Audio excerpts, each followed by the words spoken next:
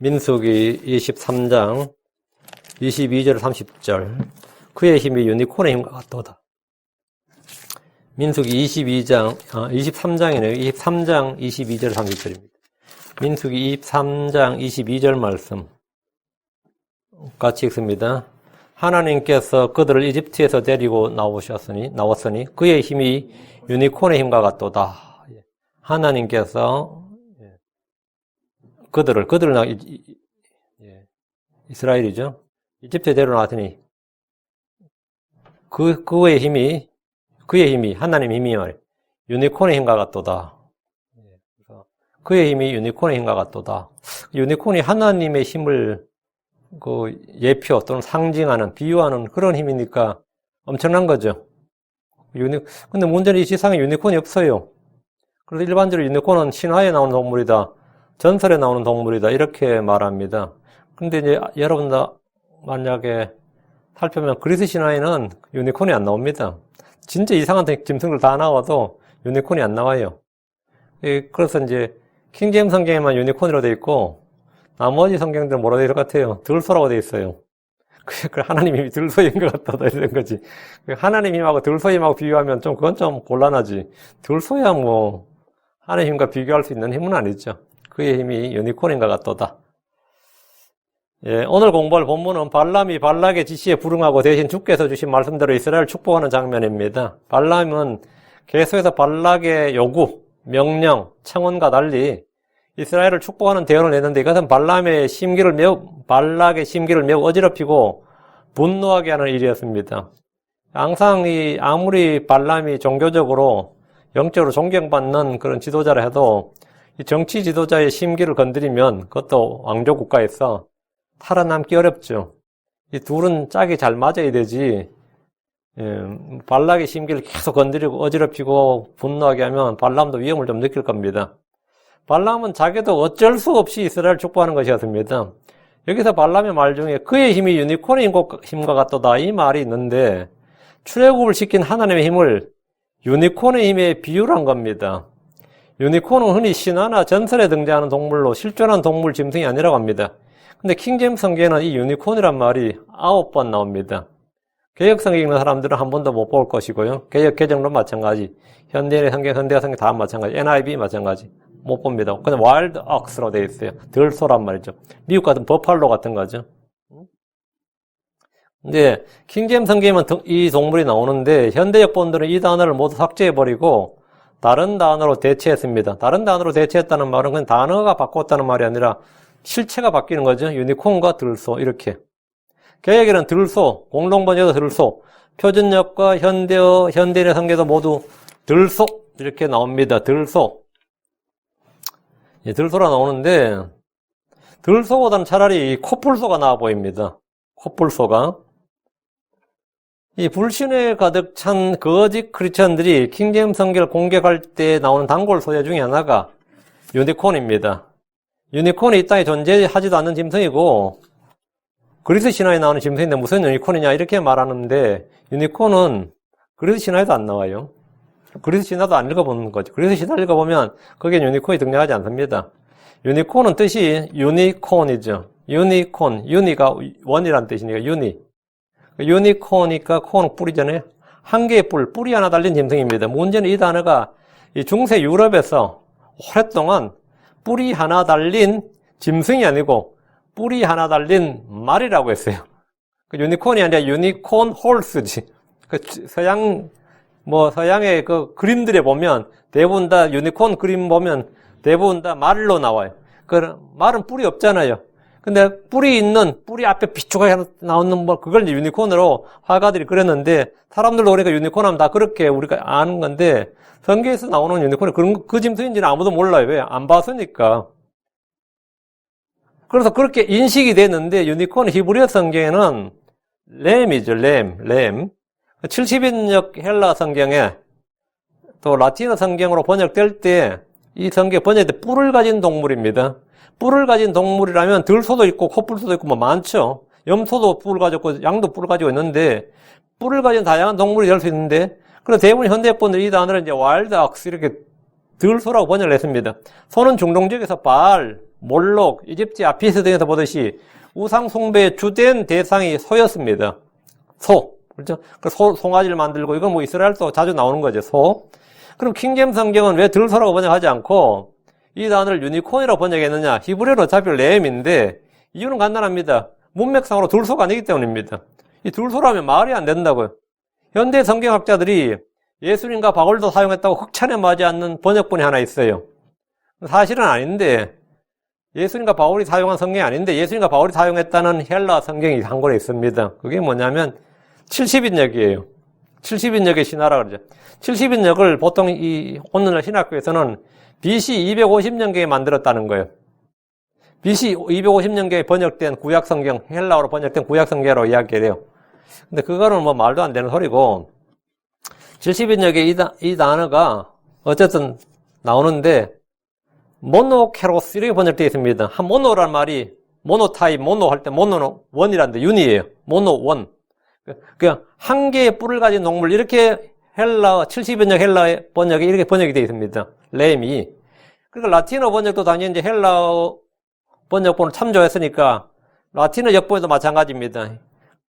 이 단어를 영어로 옮기면 들소가 아니라 모노케로스니까 헬라어, 라틴어 다 영어잖아요. 헬라어, 라틴어 다 영어니까 모노케로스, 모노가 유니가 되고 케로스가 콘이 되는 거죠. 한 개의 뿔을 가진 동물이 됩니다. 그 램, 히브리가 램, 헬라어 모노케로스, 라틴어도 모노케로스, 영어에서는 유니콘 이래 되는 겁니다. 영어 킹제임스 성경은 히브리어, 헬라어, 라틴어를 모두 보고 정확히 번역한 겁니다. 영어 킹제임스 번역자들은 홀로 독자적으로 번역한 것이 아니라 이전에 역본들과 초대교회 교부들의 글을 모두 참조해서 번역을 했습니다. 그때 그들이 이 단어를 어떻게 이해하고 사용했는지 조사를 한 겁니다.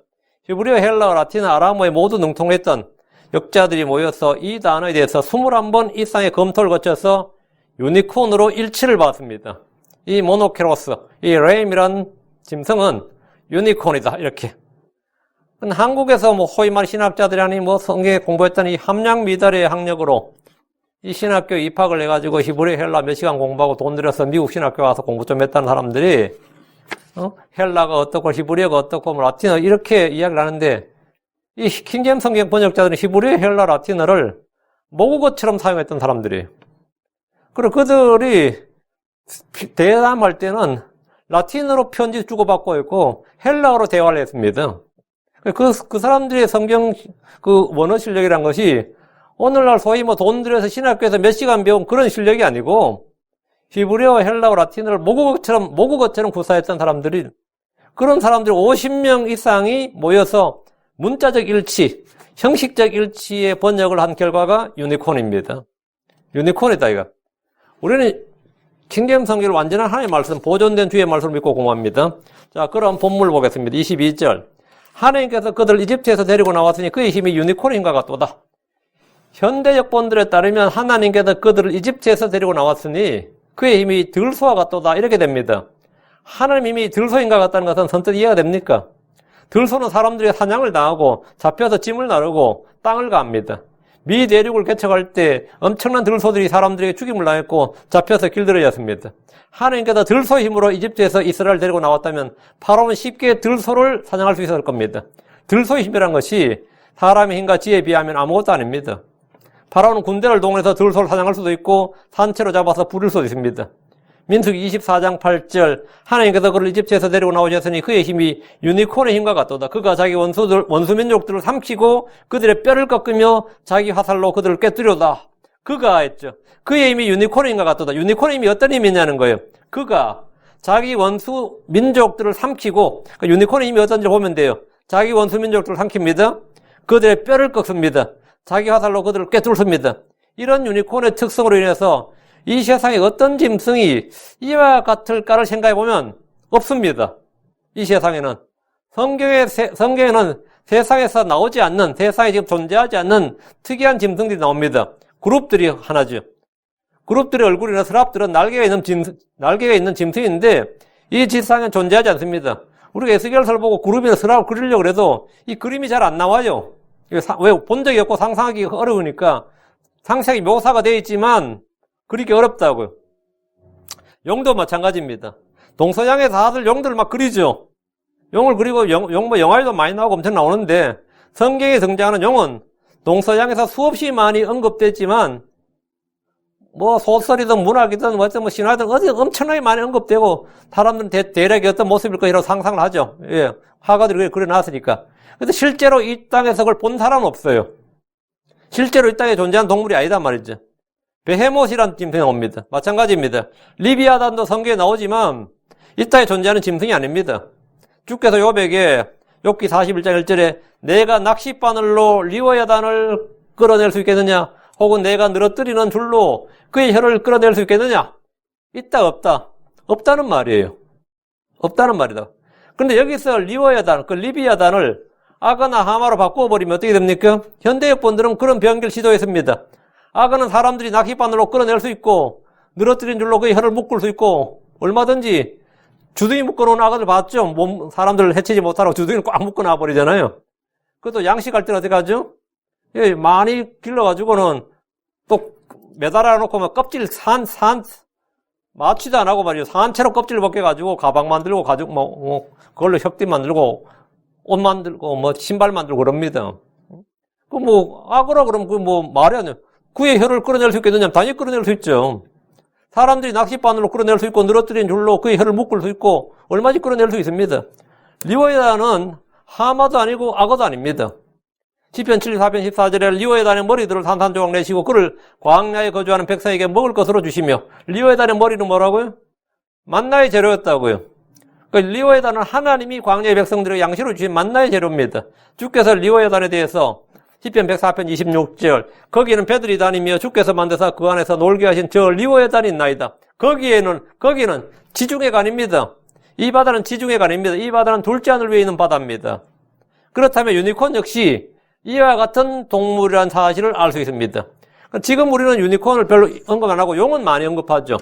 용에 대해서는 우리가 이제 청룡, 흑룡, 백룡 별소리 다 하고 용에 대해서는 동서양 각국에 쫙 퍼져 있고 리워야단도 우리 별로 이야기 안 해요. 홉스의 리비아단 그런 소설도 있긴 한데 예 마찬가지로 유니콘도 마찬가지죠. 별로 언급을 안 해서 우리가 잘 모르는 거지. 유니콘은 고대 시대 사람들에게는 우리가 지금 용을 말하는 것처럼 자주 언급된 동물이었습니다. 욥이 알았죠? 발람도 알았고 발락도 알았고 다윗도 알았고 이는 우리가 용을 보지 못했지만 용에 대해 알고 일상에서 용이란 말을 쓰는 것과 같이 그 당시에 이 유니콘은 흔히 사용되는 사람들이 누구나 말하면 알아듣는 짐승이었다는 겁니다. 그 원어나 헬라어, 라틴어에 대한 지식이 없으면 이 상식적으로 판단해 보면 됩니다. 욥기 39장 9절에 유니콘이 기꺼이 너를 섬기겠으며 혹은 내 여물통 곁에 머물겠느냐? 주님께서 욥한테 이렇게 말씀하셔야 돼요. 유니콘이 기꺼이 너를 섬기겠으며 유니콘은 사람 안 섬긴다고요. 모든 동물은 다 사람이 길을 들일 수 있습니다. 왜? 하나님께서 동물들 위해 지배권을, 통치권을 줬단 말이죠. 하나님, 아담에게.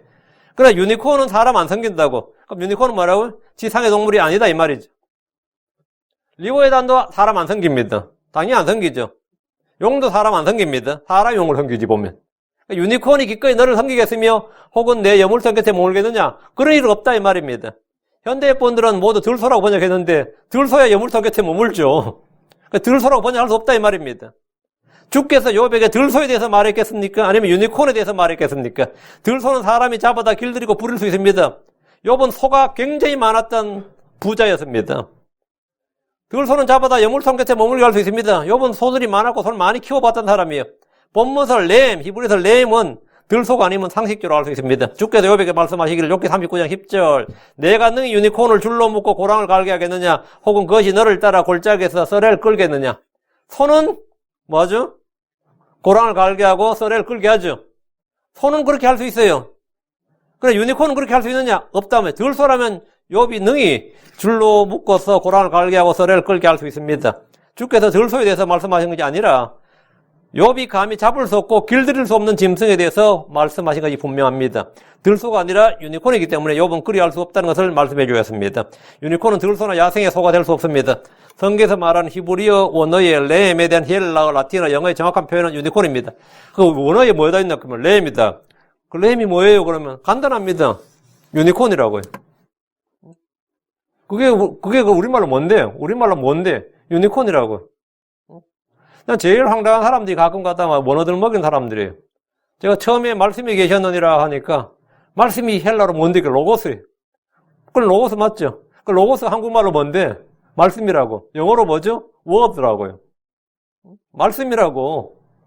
그 처음에 로고스가 계셨느니라. 그럼 안 와닿잖아요. 그 로고스가 뭔데? 무슨 뜻인데? 로고스가 뭔데? 말씀이라고. 그 원어들 먹이면서 뭐 이야기하는 것만큼 제일 황당한 게 없어요. 정확히 우리말 있다고. 거기에 해당하는 우리말 있다고. 우리말이. 말씀이라고요. 시편에서 다윗은 시편 22편 21절 나를 사자 입에서 구원하소서 주께서 내 말을 들었사 나를 유니콘들의 뿔들에서 벗어나게 하셨나이다. 그러니까 주님께서 다윗을 유니콘의 뿔들에서 벗어나게 했다는 거예요. 다윗은 주께서 사자의 유니콘들의 뿔들에서 자신을 구원해 주셨다. 이렇게 주님을 찬양했는데 사자는 삼킬 잘 찾아 울부짖는 마귀를 말합니다. 그렇다면 유니콘들의 뿔들도 마찬가지입니다. 이 야생의 사자들은 다윗에게 아무 문제가 되지 않습니다. 다윗이 뭐 곰도 목동 실을 때 이미 곰과 사자를 잡았던 사람이에요. 자기 고백에 따르면 양들 물어갈 때 쫓아가서 쳤다고 돼 있어요. 야생의 사자들을 곰들은 다윗에게 문제가 되지 않아요. 삼손은 사자를 찢어 죽였습니다. 사람들은 창과 칼로 사자를 잡아다 우리에 가둘 수 있습니다. 만약 유니콘이 들소라면 다윗이 죽게 나를 들소들의 뿔들에서 벗어나게 하셨나이다 이렇게 찬양한 꼴인데 들소는 잡아다 양식으로 삼을 수 있고 다윗에게 전혀 위험이 되지 않습니다. 다윗이 들소의 위험에 그런 건 없어요.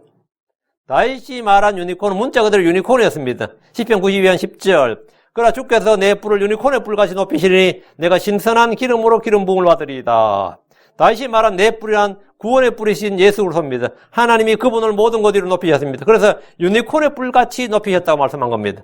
그분의 힘은 유니콘의 힘과 같고 그분의 뿔은 유니콘의 뿔같이 높습니다. 발람은 발락 앞에서 하나님께서 그들을 이집트에서 데리고 나왔으니 그의 힘이 유니콘의 힘과 같도다. 그럼 발락도 들으면 그건 사람이 상대할 수 있는 짐승이 아닌데 말이에요. 응? 그렇죠? 그건 사람이 상대할 수 있는 게 아닌데 이 말이에요. 그의 힘이 유니콘의 힘과 같도다. 하면서 아무도 그분을 대적할 힘이 없고 이 땅에 어떤 군대도 어떤 왕도 그 대적할 수가 없다 이 말이에요. 그건 이제 지금 발람이 발락 앞에서 이제 그분을 대적할 힘은 없다. 그분을 대적할 군대는 없다. 이걸 지금 선포한 겁니다. 발락이 이스라엘을 멸하려 하지만 이는 어처구니 없는 시도고 언감생심 꿈도 꾸지 말라는 거예요.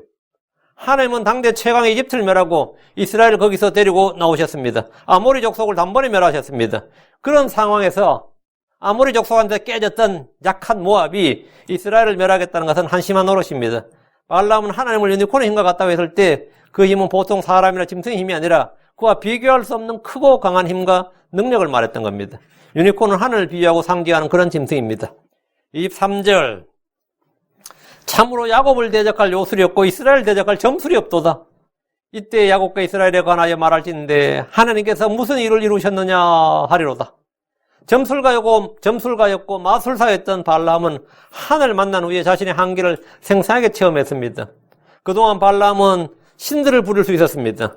신들을 부린다. 이게 familiar spirit, 성경에서 말하는 부리는 영을 지닌 사람들 이 말입니다. 이런 사람들이 점도 치고 이 신들에게 부적도 쓰고 신들을 부린다. 신들에게 부탁해서 뭐 사람들에게 이런저런 소원도 들어주고 그걸 먹고 살죠. 그걸 이제 성경에 부리는 영을 지닌 사람들 그러는데 부리는 영을 이제 familiar spirit을 가진 사람들 이렇게 돼 있어요.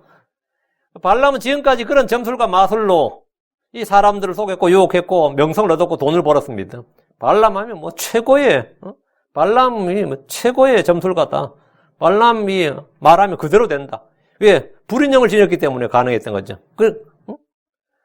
발락은 그의 이런 능력을 높이 사서 신하들을 보내서 그를 불렀고 이스라엘 대적하고 저주할 걸 부탁했습니다.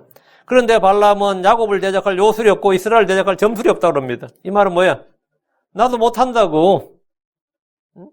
나도 못한다. 이집트의 얀네와 얌브레와 같은 마술사들이 모세를 대적했던 일이 있었지만 그들은 곧바로 항복하고 말았습니다. 이것은 하나님의 손이다. 이거 우리가 어떻게 할 수 없단 말이죠.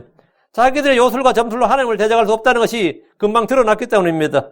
발람도 나름 그 지역에서 능력 있는 마술사였지만 자기 힘으로 이스라엘 대적할 수 없다는 걸 알았습니다. 그래서 야곱을 대적할 요술이 없고 이스라엘 대적할 점술이 없다 이거. 우리가 무슨 점술 요술을 하고 무슨 가짜는 짓 다 해봐야 되지도 않는다 이거예요. 그건 되지도 않는다. 그는 발락에게 그의 부탁과 요구를 들어줄 수 없는 사정을 말하고 있습니다. 발락이 주겠다는 금과 은이 탐이 나고 그의 사정을 들어줌으로써 출세하고 싶지만 그는 지금 이스라엘을 대적하거나 저주할 수가 없었습니다. 발람이 비록 유명한 점술사요 마술사였지만 야곱을 대적할 요술이 없었다는 겁니다. 그는 이 세상에 이스라엘을 대적할 점술도 없다고 합니다. 이는 자기만 없는 것이 아니라 이 땅에 어떤 사람도 없다 이거예요. 자기만 없는 게 아니다 이거. 이 땅에 어떤 점술가, 어떤 마술가, 어떤 술사들, 어떤 마귀의 대언자들도 이스라엘 대적할 수 없다 이거예요. 야곱은 하나님의 복을 받았습니다. 이스라엘은 하나님의 보호를 받고 있습니다. 시편 121편 4절에 보라 이스라엘 지키시는 이는 졸지도 아니하시고 주무시지도 아니하시로다. 하나님의 이런 보호하심으로 인해서 이스라엘은 광야에서 안전히 거했고 가나안 땅에서도 마찬가지입니다. 신명기 32장 10절에 그분께서 그를 사막 땅에서와 피폐함이 부르짖는 광야에서 찾아내시고 그를 인도하시며 가르치시고 자신의 눈동자같이 지키셨도다. 자신의 눈동자같이 지키셨도다. 하나님은 능하신 하나님이고 강하신 하나님이십니다. 하나님은 언제든지 누구의 도전이라도 기꺼이 받아주십니다. 이사야 47장 12절에 이제 젊어서부터 힘성하던 내 마술과 수많은 마법을 가지고 서보라. 너희들이 마술, 점술 한번 저 앞에 서보라고요. 혹시라도 내가 유익을 얻을 수 있거든 그리하고 혹시라도 내가 이길 수 있거든 그리하라. 그걸로 한번 하나님 이길 수 있거든 그걸로 유익을 얻을 수 있거든 한번 해보라는 거예요. 하나님은 도전을 마다하지 어떤 도전도 마다하지 않습니다. 사람들이 하나님 앞에서 어떤 짓을 해도 자신 있거든 해보라 이거예요. 아무도 주님보다 크지 않습니다. 아무도 주 하나님보다 강하지 않습니다. 주께서 요한복음 10장 28절 29절에 내가 그들의 영원한 생명을 주노니 그들이 결코 멸망하지 않을 것이요 또 아무도 내 손에서 그들을 빼앗지 못하리라. 그들을 내게 주신 내 아버지는 모든 것보다 크심에 아무도 내 아버지 손에서 능히 그들을 빼앗지 못하느니라. 주님께서 내 아버지는 모든 것보다 크심에 모든 것보다 크시다 이거예요. 아무도 빼앗지 못한다. 요술, 점술, 마술은 물론이고 어떤 전략, 전술도 그분 앞엔 무용지물 아무것도 아닙니다. 다시 23절 이때 야곱과 이스라엘에 관하여 말할 때인데 하나님께서 무슨 일을 이루셨느냐 하려다. 야곱과 이스라엘에 관하여 말할 때 자연적으로 나오는 것은 하나님입니다. 이들은 하나님의 백성이고 하나님께서 아들로 삼으셨습니다. 하나님께서 무슨 일을 이루셨는지가 이스라엘 역사입니다. 이스라엘 역사란 건 뭐냐? 이스라엘 역사는 하나님으로 시작해서 하나님이 이루신 일들로 이루어져 있습니다. 대부분의 민족과 나라 역사와는 전혀 다릅니다. 민족의 생성 기원부터 이스라엘 역사는 하나님이 주인공입니다. 이스라엘은 건국의 아버지들의 뛰어난 역할로 나라가 세워진 것이 아닙니다. 이집트에서 독립운동을 해서 출애굽한 것이 아닙니다. 그들의 역사는 하나님이 행하신 일이 전부입니다. 이스라엘의 헌법은 주님이 시내산에서 친히 제정해 주신 겁니다. 광야 여행은 주께서 인도하신 겁니다. 가나안 정복 전쟁은 주께서 친히 앞서서 하신 일입니다. 하나님께서 무슨 일을 이루셨느냐 이 말대로 이것이 이스라엘의 역사입니다. 이것은 우리 개개인에도 그대로 적용됩니다. 내가 지금의 내가 된 것은 주님의 은혜입니다. 하나님께서 무슨 일을 이루셨는지 생각하고 기억하는 것이 믿음입니다. 사람들은 자기가 한 일을 기억하고 기념하기를 원합니다. 그러나 우리는 하나님이 행하신 일이 무엇인지 생각하고 말하고 기억하고 감사하며 찬양합니다. 하나님께서 나를 위해 죽으셨습니다. 하나님께서 우리를 위해 자신의 생명을 내놓으셨습니다. 하나님께서 고난을 당하셨고 피를 흘리셨습니다. 하나님께서 묻히셨고 셋째 날에 죽은 자들로서 부활하셨습니다. 누가요? 하나님께서. 주 예수님께서 하셨죠. 주 예수님이 하나님이라고요. 주 예수님께서 하나님께서 육신이 되셨습니다. 주 예수님 육신이 되셨다. 주 예수님은 본래 육신이었고 하나님께서 육신이 되셨지. 그러니까 하나님께서 육신이 되셨다 이렇게 해야지 그게 성경 교리예요. 근데 그가 육신이 되셨다 이래버리면 아무 의미가 없습니다. 하나님께서 우리를 위해 자신의 생명을 내놓으셨다. 이게 성경입니다. 그가 우리를 위해 자신의 생명을 내놓으셨다. 의미 없는 말입니다. 하나님께서 우리를 위해 자신의 생명을 내놓으셨다. 그럼 뭐죠? 하나님께서 어떻게 우리를 위해 자신의 생명을 내놓으셨죠? 예수님이 하나님이란 말이지. 그러니까 요한일서 3장 16절에 하나님께서 우리를 위해 자신의 생명을 내놓으셨으므로 이래 돼 있다고요. 하나님께서 디모데전 3장 16절에서 하나님께서 육체 안에서 나타나신 바 되셨고 이래 돼 있어요. 하나님께서. 예수님 뭐라고요? 하나님이라고. 근데 그 예수님이 하나님인 줄 모르고 예수님 하나님 아들이시죠. 하나님 아들이시죠. 이러고 있는 분들이 참 한심하기가 그지없는 거지.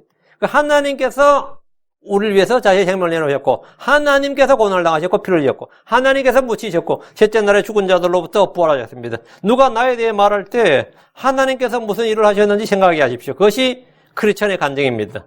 하나님께서 무슨 일을 하셨는지가 중요한 거지. 그 나라의 그 무리 중에 뛰어난 어떤 인재에 대해서 말한다. 그게 아닙니다. 모세가 없으면 이스라엘은 아무것도 아닌데 모세가 이스라엘 전력의 절반이야. 그런 거 아니에요. 그런 거 아니야. 그건 하나님이에요. 하나님. 모세가 아니고 24절입니다. 보라, 이 백성이 큰 사자같이 일어나고 젊은 사자같이 스스로 일어서서 탈취한 것을 먹으며 죽인 것의 피를 마시기 전에 눕지 아니하려다 하니라. 이스라엘을 지금 말하고 있는 거예요. 이스라엘은 뭐 같다고? 큰 사자, 젊은 사자 같다. 이스라엘은 토끼 같다? 아닙니다. 제가 어릴 때 초등학교 때 대한민국 지도를 그리는데 한반도 지도를 그리면서 한반도의 모양은 토끼 모양이다 그래갔어요. 한반도의 모양이 토끼 같아요? 땅 모양이. 뭐 말 같지 않은 소리. 그랬더니만 이제 다른 선생님이 들어오시더니만 발칵 놓으면서 한반도의 모양은 호랑이 같은 모양이라는 거예요. 그런데 일본 놈들이 와가지고 토끼 같다고 그랬다는 거지. 그렇게 가르쳤다는 거야. 한반도의 그 땅 모양은 호랑이 같다. 그래서 누구든지 자기들의 모양이든 뭘 할 때는 큰 거, 용감한 거, 뭐 좋은 걸 잡으려고 그러지, 그렇지 않는 거 잡으려고 하지 않아요. 보라, 이 백성은 큰 사자같이 일어서고 젊은 사자같이 일어서서. 근데 이거는 지금 이스라엘 모세나 여호수아가 한 말이 아니고 발람이 지금 발락 앞에서 한 말이에요. 보라, 이 백성이 토끼같이, 노루같이, 양같이 이러면 어때요? 그러면 발락이 힘이 나는데 큰 사자 같다잖아요. 그 발락은 이스라엘이 하나님을 유니콘의 힘과 같고, 이 백성은 큰 사자같이 일어나고 젊은 사자같이 스스로 일어서서 탈취한 것을 먹는다는 겁니다. 그러니까 이스라엘은 무슨 약탈민족이다 이거예요. 사자는 뭐죠? 사냥해서 먹는 짐승이라고. 그 큰 사자 같다는 말은 이스라엘은 뭐라고요? 방어하는 민족이 아니라 공격하는, 약탈하는 민족이라고. 이게 굉장히 중요한 말이에요. 사자는 잡아서 족치는 정복자라고요. 정복자라고. 광야의 이스라엘은 오합지졸의 군대가 아니었고 그들은 순한 양이나 소가 아니었습니다. 이스라엘은 큰 사자, 젊은 사자같이 힘있고 용맹하고 두려움 없는 군대였습니다. 이스라엘은 토끼에 비유되는 민족이 아닙니다. 그들은 큰 사자같이 일어났습니다. 이집트에서 나올 때 하나님은 파라오와 온 이집트에게 힘을 보이셨습니다. 가나안 족속들은 전능자 하나님이 행하신 일을 듣고 보았기 때문에 두려움에 떨었습니다. 이스라엘이 큰 사자같이 일어났기에 모압의 땅을 빼앗았던 아모리 족속을 쉽게 격파했던 겁니다. 바산왕 옥은 거인이었습니다. 그러나 이스라엘 칼날에 죽었습니다.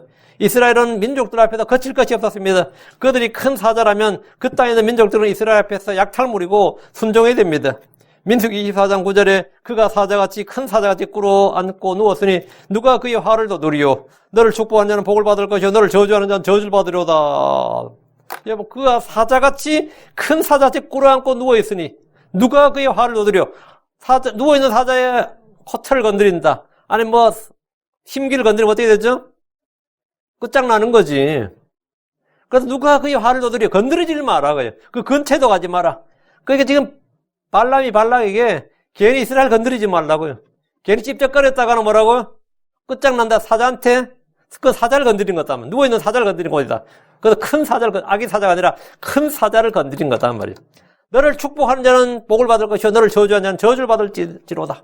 그러니까 이스라엘 축복하라고요.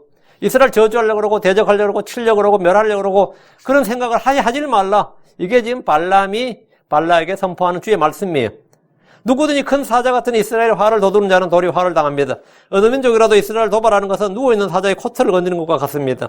이스라엘 축복하는 자는 축복을 받고 이스라엘 저주하는 자는 저주를 받습니다. 이것은 하나님께서 아브라함 주신 약속이었고 이삭, 야곱에게 이어지는 약속이었어요. 이스라엘은 남의 도움을 받아서 사는 민족이 아닙니다. 남의 도움을 받아서 일어난 민족이 아니에요. 이스라엘은 젊은 사자같이 스스로 일어서서 탈취한 것을 먹습니다. 이스라엘은 가나안 정복 전쟁 때 모압이나 암몬의 도움을 전혀 받지 않았고 요청하지 않았습니다. 이스라엘이 누가 손을 잡고 연합군으로 가나안을 정복한 게 아니에요. 에돔의 원조를 전혀 필요로 하지 않았습니다. 이스라엘은 하나님을 힘입어서 홀로 가나안 땅의 모든 왕들을 몰아냈고 죽였습니다. 그들의 땅과 재산과 생명을 다 노력했습니다. 이스라엘은 스스로 일어나서 탈취한 것을 먹습니다. 스스로 일어나서. 24절 죽인 것의 피를 마시기 전에 눕지 아니하로다. 그 이스라엘은 끝장을 본다 이 말이에요. 한번 전쟁을 시작하면 뭐라고요? 죽인 것의 피를 마시기 전에는 완전히 숨통을 끊어놓는다는 거죠. 사자들은 사냥감에 목덜미를 물어서 숨을 끊어놓습니다. 강력한 힘으로 짐승들을 잡아뜨립니다. 일단 사냥을 하면 그것을 먹습니다.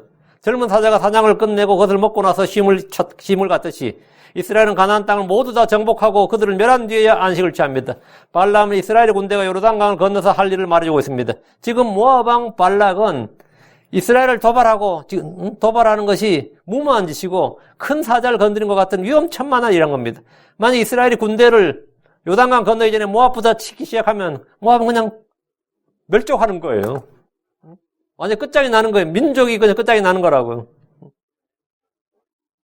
그 위험천만한 지금 발락이 하고 지금 시도하는 일은 발람 데려다 괜히 뭐 하려고 그러는데 그 큰 사자를 건드린 것 같은 위험천만한 일이란 걸 지금 발람이 말해주고 있는 거예요. 이 발락은 발람의 대언을 들을 때 어떻겠어요? 이거 뭐 이런 황당한 이야기가 있나 이거지. 저주하라고 불러놨더니 지금 이러고 있는 거예요.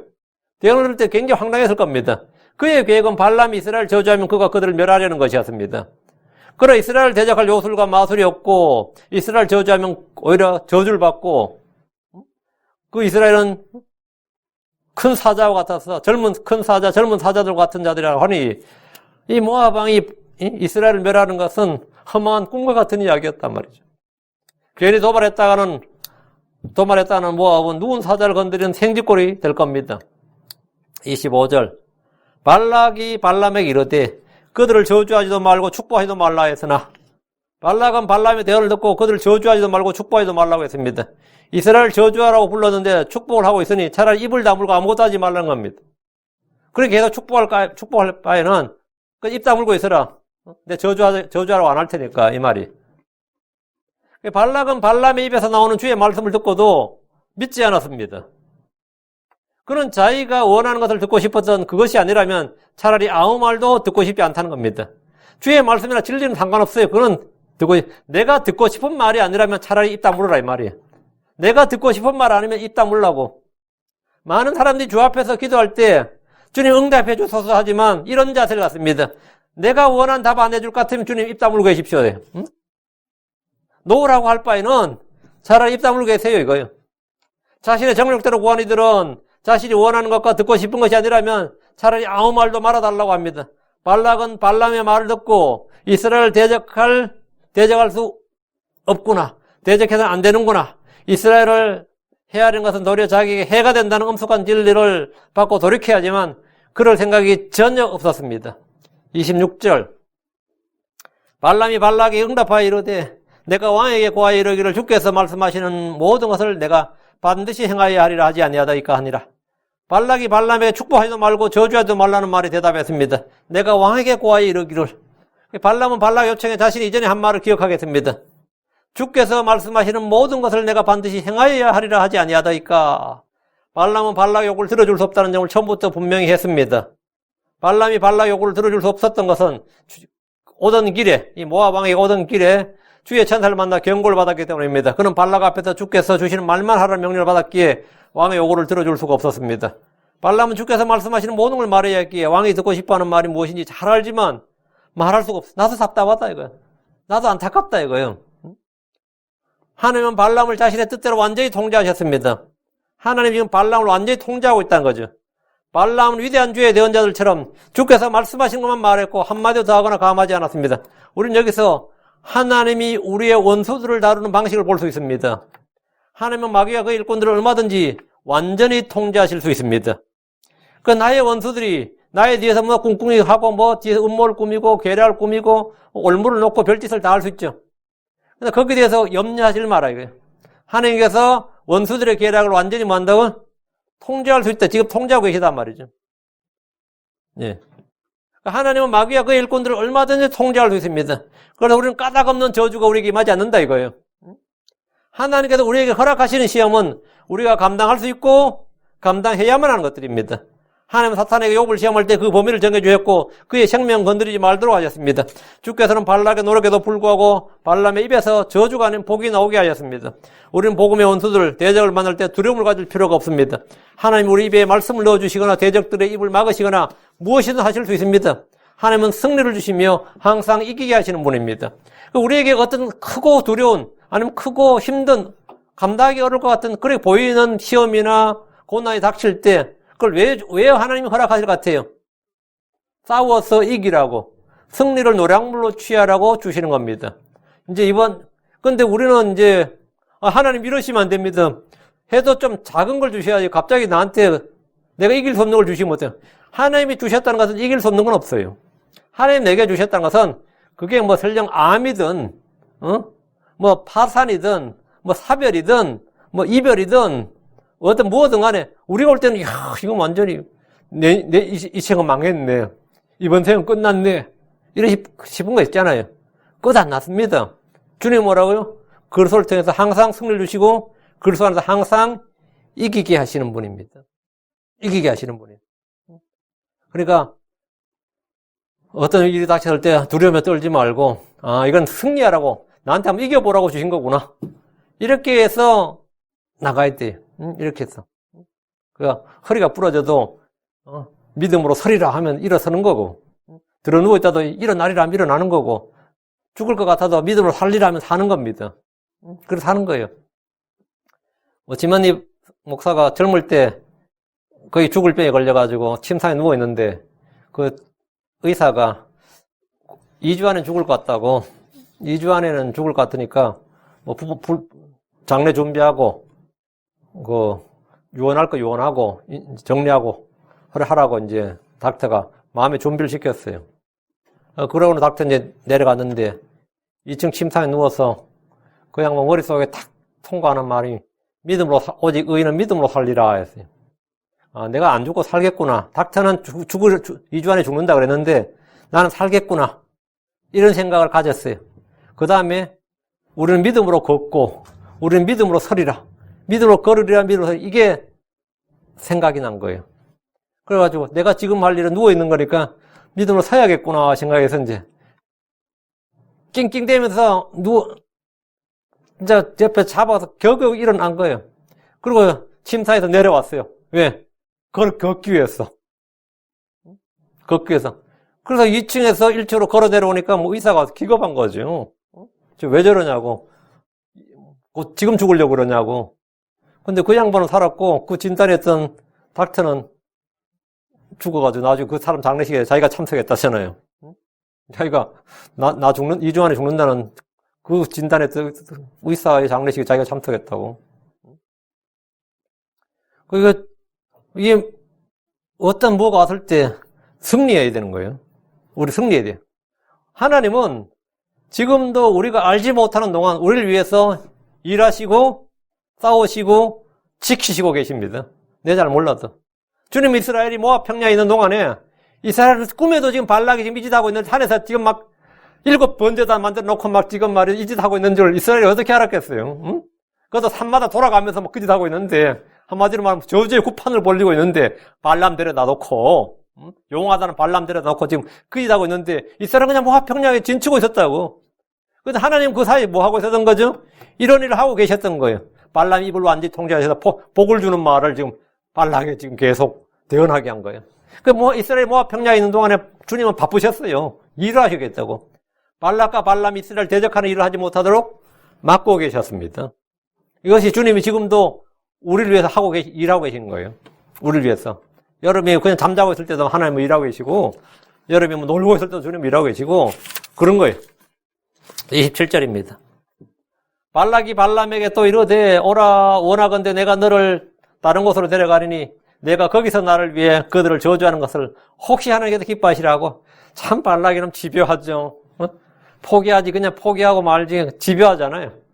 발락은 발람이 이스라엘 저주할 수 없다는 말을 듣고도 포기하지 않고 다시 장소를 옮겨서 저주해달라고 부탁했습니다. 오라 원하건대 내가 너를 다른 곳으로 데려가리니 발락은 이미 첫 번째 제단을 쌓았던 곳에서 지금 이 자리에 왔지만 여기서 다시 한번 잘 옮기자. 3세판이다 이거야. 3세판이다. 내가 거기서 나를 위해 그들을 저주하는 것을 혹시 하나님께서 기뻐하시라. 발락은 하나님의 성품에 대해서 하나님의 맹세의 말씀, 약속의 말씀에 대해서 전혀 무지했습니다. 사람은 사정에 따라 이랬다 저랬다 할 수 있지만 하나님은 뭐를 그렇게 할 수 없는데 하나님은 변하지 않는 분이신데 지금 하나님을 지금 바꾸려고 하는 거죠. 하나님의 뜻을 바꾸려고 하는 거잖아요. 발락은 자기들이 장소를 옮겨가면서 여러 차례 단을 쌓고 번제물을 드림으로 하나님의 뜻과 계획을 바꿀 수 있다고 믿었습니다. 그러나 이런 생각은 무지와 불신에서 나온 겁니다. 발락은 변하지 않는 하나님에 대해서 알지 못했습니다. 발락은 하나님과 이스라엘에 대해서 전혀 알지 못했습니다. 오늘날 크리스천들 중에 하나님과 이스라엘의 관계에 대해서 전혀 알지 못한 이들이 꽤 많습니다. 하나님과 이스라엘의 관계, 하나님과 이스라엘은 어떤 관계냐요? 로마 캐톨릭은 대체신학이라는 걸 만들어서 교회가 이스라엘을 대체했다는 교리를 만들었습니다. 하나님이 이스라엘과 맺은 언약, 하나님이 이스라엘에 주신 복을 모두 로마 교회가 대신 차지했다는 겁니다. 하나님 더 이상 유대인, 이스라엘과 관계하지 않고 영적 이스라엘, 영적 유대인은 우리 크리스천들, 유대인, 우리가 유대인이 아니라 이제 우리 성도들한테 주었다. 구약의 건 전부 모형이고 예표고 실제적으로 다 교회에 이루어진다. 교회가 모든 하나님의 복을, 하나님의 언약을 다 계승했다는 거예요. 대체했다는 거예요. 그러니까 유대인을, 이스라엘을 교회가 대체했다는 거지. 말 같지 않은 소리지. 그래서 교회를 영적 이스라엘, 크리스천들을 영적 유대인이라면서 하나님 주신 약속과 복을 모두 가로채버린 것이 대체신학입니다. 그러나 하나님은 이스라엘을 버리지 않으셨습니다. 로마서 11장 1절에 그러면 내가 말하노니 하나님께서 자신의 백성을 버리셨느냐? 결코 그럴 수 없느니라. 하나님이 이스라엘과 맺은 언약은 깨어지지 않습니다. 성경 말하길 로마 11장 25절 형제들아 너희가 스스로 지혜로운 것을 여기지 않게 하기 위하여 이 신비에 대해 너희가 모르기를 내가 원치 아니하니 이 신비, 이스라엘의 신비다. 크리스천들 중에 구약의 모든 예언은 이미 십자가에서 다 끝났다. 십자가에서 완전히 끝났다. 이렇게 믿는 이들도 있습니다. 그래 이스라엘에 관한 하나님의 약속과 말씀은 십자가에서 전혀 끝나지 않았습니다. 성취되지 않았다고요. 우리 주께서 십자가에서 이루신 일들은 구약의 예언들 중에 극히 일부입니다. 그래도 주님이 구약을 끝냈다고 믿는 것은 이제 요한복음 19장 3절에 다 이루었다 이 말 때문일 거야. 다 이루었다. 우리 개혁성에 이래 번역도 있고 우리 흠전도 그래 번역인데 It is finished입니다. It is finished는 뭐냐면 주님께서 나의 달려갈 길을 마쳤다. 아버지께서 내게 하라고 주신 일을 마쳤다. 그래 십자가에서 다 마쳤다. 그게 뭐냐? 다 마쳤나이다. 근데 우리말로 이제 다 이루었다, 다 이루어졌다, 다 이루었다 이래 번역하니까 이제 구약은 다 이루어졌다는 거예요. 그건 오해입니다. 구약이 다 이루어진 게 아니라 주 아버지께서 예수님에게 초림 때 하라고 주신 일을 다 마쳤다는 겁니다. 내게 주신 일을 내가 다 마쳤다. 두루마리의 나에 관하여 기록된 일을 내가 마쳤다. 그래, it is 마쳤다. 이게 finished예요. 요한도 자기 달려갈 길을 마쳤고, 사도 바울도 자기 달려갈 길을 마쳤고, 예수님도 자신이 달려갈 길을 마쳤다. 그 숨을 거두시면서 it is finished. 이렇게 말씀하신 거예요. 이것은 모든 예언을 다 이루었다는 말이 아니라 구속 사역에 관해서 주 예수님에게 맡겨진 일을 다 마쳤다는 뜻입니다. 발락이 주 하나님을 알지 못하고 이스라엘 저주하는 일에 온갖 시도를 다 해봤습니다. 내가 할 수 있는 일을, 난 최선을, 발락은 그냥 포기하지 않고 최선을 다하는 거예요. 마찬가지로 오늘 많은 이들이 이런 실수와 오류를 반복합니다. 하나님께 순종하려는 대신에 하나님을 바꾸어 보려고 그 굶기도 해보고 잠을 안 자기도 해보고 릴레이 기도도 해보고 장설론에서 산기도도 해보고 기도원을 바꿔가면서 해보고 어느 유명한 부흥집회가 있으면 그 부흥집회 뜨겁냐 해가지고 어떤 저한테 그 교회 뜨거워요 묻는데 뜨겁기는 뭐 에어컨 안 틀면 뜨겁지 뜨거워요? 그 뭐 바라는 게 있는 거예요. 뜨거운 데 가서 한번 목놓 한번 부르짖고 싶은 거예요. 응? 그렇게 하면 하나님께서 행여나 혹시나 이게 발락이 뭐라 혹시나 하나님께서 기뻐하시리라. 혹시나 하나님께서 기뻐하시리라. 내가 거기서 나를 위해 그들을 저주하는 것을 혹시 하나님께서 기뻐하시리라. 넌센스죠. 말 같지 않은 소리지. 이것은 발락의 희망사항입니다. 발람이 발락을 위해 이스라엘 저주하면 하나님께서 기뻐하신 것이 아니라 발람이 저주를 받고 발락 역시 저주를 받습니다. 누가 이스라엘 저주하면 하나님은 그들을 조금 더 기뻐하지 않으십니다. 생각해 보십시오. 우리가 형제를 미워하면 하나님 그들을 기뻐하실 수 있습니까? 그런 일은 없습니다. 우리가 누군가를 저주하면 하나님이 그것을 기뻐하실 수 있습니까? 그건 없습니다.